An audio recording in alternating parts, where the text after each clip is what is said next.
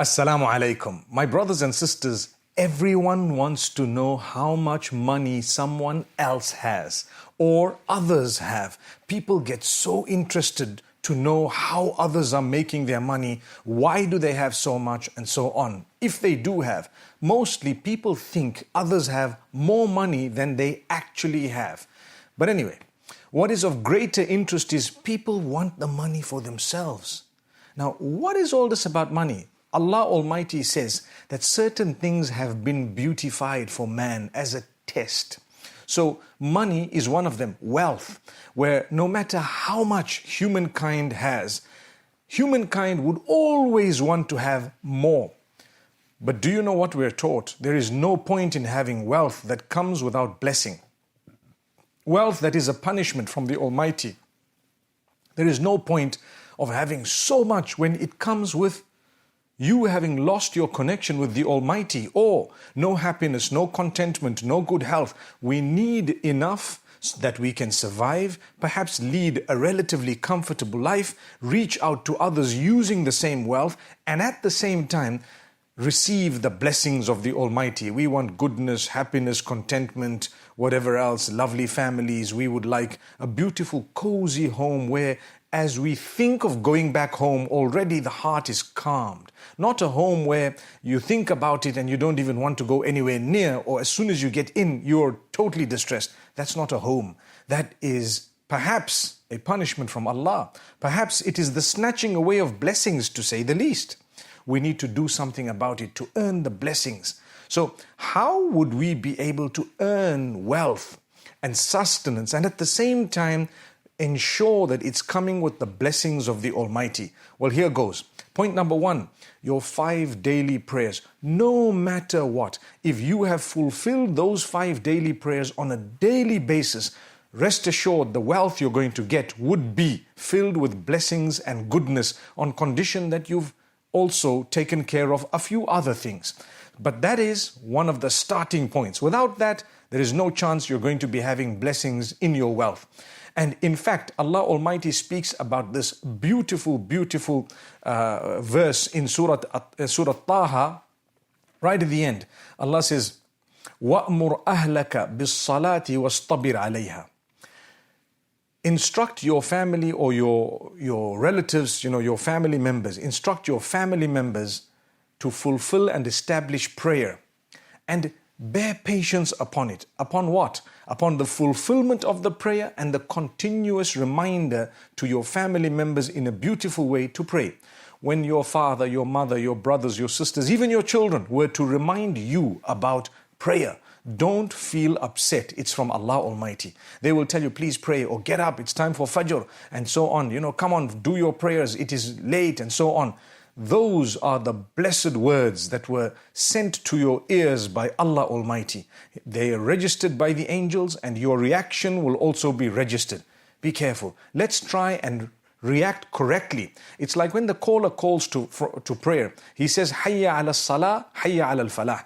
Allah has instructed him through the blessed lips of Muhammad, peace be upon him, to call out to people to say, come to prayer, come to success. Those two come hand in hand. Come to prayer, come to success. It's repeated how many times a day? We have 5 prayers, right? For each prayer, it is repeated 4 times. So 4 times you hear come to prayer, and 4 times you hear come to success. Now, my brothers, my sisters, multiply that by 5. 20 times a day you're being told, come to prayer, come to success. You've heard it. If you've heard it, your reaction is also recorded. Subhanallah. Now, if you were to pray, look what Allah says, وَاسْطَبِرْ عَلَيْهَا. Be patient upon the prayer. Persevere, continue, make sure it's not easy to get up in the morning to make. There will come a time once you do it for a while that you're just awake at the time. You feel like praying. Go and cry to the Almighty. Wash yourself and fall prostrate for Allah Almighty.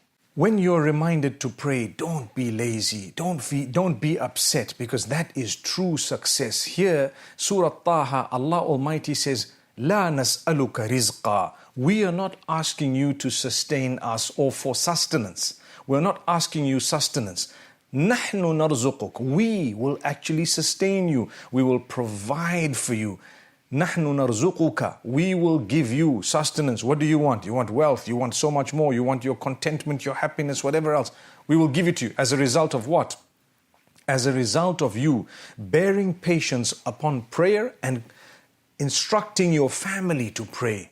So when you tell each other to pray, by virtue of that beautiful instruction, you will already be achieving blessings in sustenance. That is amazing. That is amazing. And if you don't remind each other to pray and you're living in the same house, don't expect further blessings from Allah Almighty. Subhanallah. Even though He does give us, sometimes it's not a blessing. People get wealth as a source of their ultimate downfall. That has happened to so many in the past. The Quran's given examples of that. So we need to be careful. My brothers, my sisters.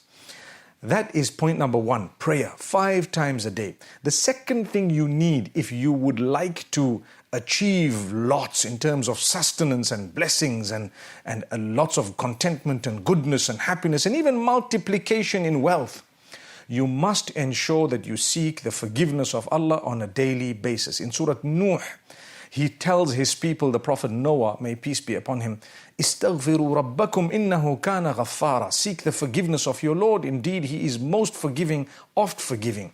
Yursilis samaa alaykum midrara. He will send beneficial rain from the heavens, meaning from the skies, upon you, beneficial rain.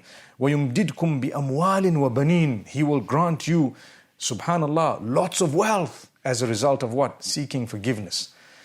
Getting onto the same page as He who made you. So seeking forgiveness, He will grant you lots of wealth and lots of children, offspring, blessings.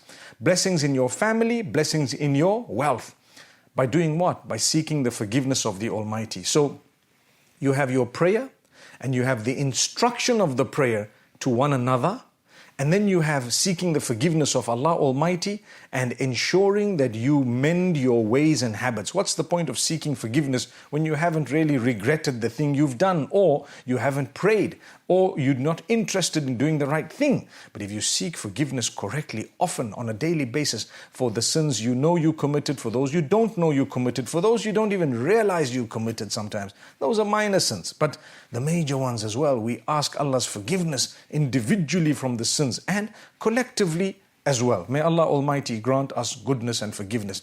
And the last point I want to make mention of, if you would like barakah and blessings, my brothers and sisters, ensure that your character and conduct is amazing. Don't hurt a soul. Do not slander someone. Do not accuse them. Do not abuse them. Do not backbite about them. Do not hurt them in a way that, subhanallah, it comes back to you with evil, because that's called huququl ibad, the rights of fellow humans. And Allah is very quick to retaliate against someone who has hurt people who are close to Him, subhanallah. So you'd rather stay away. Make sure you treat people with respect. Make sure you utter good words. Make sure you stay away from backbiting. Backbiting is to say bad things behind your brother or sister that are true, that if they heard them, they would feel offended. Subhanallah. Have you ever realized that?